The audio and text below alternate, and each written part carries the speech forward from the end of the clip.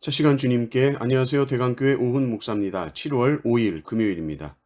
하나님 우리에게 주신 말씀은 이사야 3장 13절에서 4장 6절까지입니다. 여호와께서 변론하러 일어나시며 백성들을 심판하려고 서시도다. 여호와께서 자기 백성의 장로들과 고관들을 심문하러 오시리니 포도원을 삼킨 자는 너희이며 가난한 자에게서 탈취한 물건이 너희의 집에 있도다. 어찌하여 너희가 내 백성을 짓밟으며 가난한 자의 얼굴에 맷돌질하느냐? 주 만군의 여호와 내가 말하였느니라 하시도다.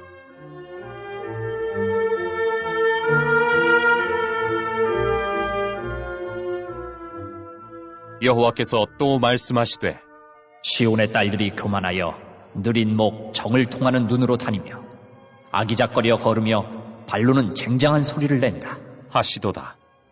그러므로 주께서 시온의 딸들의 정수리에 딱지가 생기게 하시며 여호와께서 그들의 하체가 드러나게 하시리라. 주께서 그날에 그들이 장식한 발목고리와 머리의 망사와 반달 장식과 귀고리와 팔목고리와 얼굴 가리개와 화관과 발목 사슬과 띠와 향합과 호심부와 반지와 코고리와 예복과 겉옷과 목도리와 손주머니와 손거울과 세마포 옷과 머리수건과 너울을 제하시리니 그때의 썩은 냄새가 향기를 대신하고 노끈이 띠를 대신하고 대머리가 숱한 머리털을 대신하고 굵은 베옷이 화려한 옷을 대신하고 수치스러운 흔적이 아름다움을 대신할 것이며 너희의 장정은 칼에 너희의 용사는 전란에 망할 것이며 그 성문은 슬퍼하며 곡할 것이요 시온은 황폐하여 땅에 앉으리라.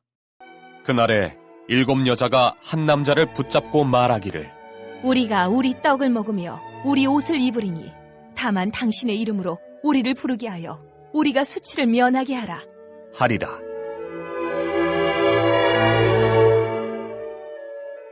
그날에 여호와의 싹이 아름답고 영화로울 것이요 그 땅의 소사는 이스라엘의 피난한 자를 위하여 영화롭고 아름다울 것이며 시온에 남아있는 자, 예루살렘에 머물러 있는 자, 곧 예루살렘 안에 생존자 중 기록된 모든 사람은 거룩하다 칭함을 얻으리니 이는 주께서 심판하는 영과 소멸하는 영으로 시온의 딸들의 더러움을 씻기시며 예루살렘의 피를 그 중에서 청결하게 하실 때가 됨이라. 여호와께서 거하시는 온 시온산과 모든 지폐 위에 낮이면 구름과 연기, 밤이면 화염의 빛을 만드시고 그 모든 영광 위에 덮개를 두시며 또 초막이 있어서 낮에는 더위를 피하는 그늘을 지으며 또 풍우를 피하여 숨는 곳이 되리라. 아멘. 모든 위의 권세는 하나님이 주시는 것입니다. 그리고 그 권세는 굴림을 위해서 주신 것이 아니라 섬김을 위해 주신 것입니다. 지금 하나님께서 심판하시는 대상은 이스라엘의 지도자들입니다. 백성들을 위해서 당신의 양떼를 위해서 목동을 보냈는데 그 목동이 이리가 되었습니다. 양떼를 잡아먹습니다. 포도원을 삼켰다라고 말씀하십니다. 이스라엘 백성들을 삼켰다는 말이죠. 민생을 살피라고 도와주라고 보냈는데 돌아다니면서 약한 백성들의 주머니를 텁니다. 도둑을 지키라고 보냈더니 도둑질을 하고 있습니다. 하나님이 당신의 백성들을 얼마나 사랑하시는지 안다면 지도자들이 이럴 수가 없죠. 특별히 고아와 과부, 당시에는 이 계층이 가장 힘없고 약한 자들이었죠. 하나님의 마음이 이들을 향해 있는데 지도자들의 마음은 이들을 향해 있지 않습니다. 예수님께서 하신 사마리아 비유를 보면 제사장, 레위인들 다 강도 만난 자 돌보지 않고 피해갑니다. 주님이 물어보시죠. 누가 강도 만난 자의 이웃이 되었느냐? 이웃이 되어 주었느냐?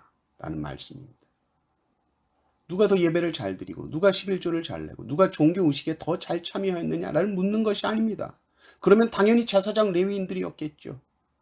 그러나 강도 만난 자의 이웃이 되어주는 것, 이것이 하나님께서 원하시는 정의요 공의입니다. 그런데 시온의 딸들은 그런 것에 관심이 없습니다. 16절부터 보면 이 시온의 딸들의 사치스러운 모습이 나옵니다. 그들의 화장과 장신구들이 쭉 나열이 되고 있습니다. 이것은 인간의 허영심을 보여주죠.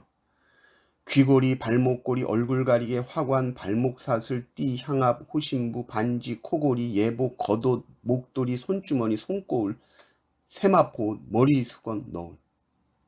지금은 아마 훨씬 더 많을 겁니다. 이런 것들은 없으면 안 되는 필수품들이 아니죠. 다 사치품들입니다. 이런 것들로 치장하고 사람들 앞에 서서 자신을 과시하고 싶은 것입니다.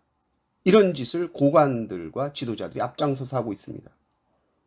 이들이 사치를 누리는 것은 결국 약한 서민들의 희생을 바탕으로 이루어진 것이죠. 백성들의 피를 빨아먹는 것입니다. 17절을 보십시오. 하나님께서 이들의 정수리에 딱지가 생기게 하시고 그들의 하체를 드러나게 하십니다. 겉에 치장한 모든 것들을 다 벗겨버리시는 겁니다. 인간의 모든 영광을 가장 수치스러운 것으로 만들어버리시고 있죠. 그리고 오직 하나님의 영광이 드러나게 하시는 겁니다. 그것은 심판을 통해서 일어납니다. 하나님은 심판을 통하여 불의한 모든 것을 정결하게 하십니다. 그래서 심판이 필요하죠. 하나님께서 이스라엘 지도자들의 모든 불의함을 다가올 심판을 통해 정화하십니다. 하나님께서 지도자들에게 높은 자리를 주신 것은 섬기라고 주신 것입니다. 가장 높으신 예수님이 가장 낮은 곳에서 섬기셨던 것처럼, 그래서 하나님의 통치는 이런 것이다, 하나님의 다스림은 이런 것이다, 그것을 보여주라고 지도자들 그 자리에 앉힌 겁니다. 그러나 세상의 권력자들은 하나님의 통치가 아니라 자기가 하나님의 자리에 앉아서 더 높이 올라가려고 합니다. 여러분, 아이들과 눈썰매장을 가면 그 썰매를 들고 막 올라가죠. 왜 올라갑니까? 내려오려고 올라갑니다. 워터파크 가서 그 슬라이드 탄다고 계단을 계속 올라가죠. 신나게 올라갑니다. 왜 올라갑니까? 아래로 내려오려고 올라갑니다.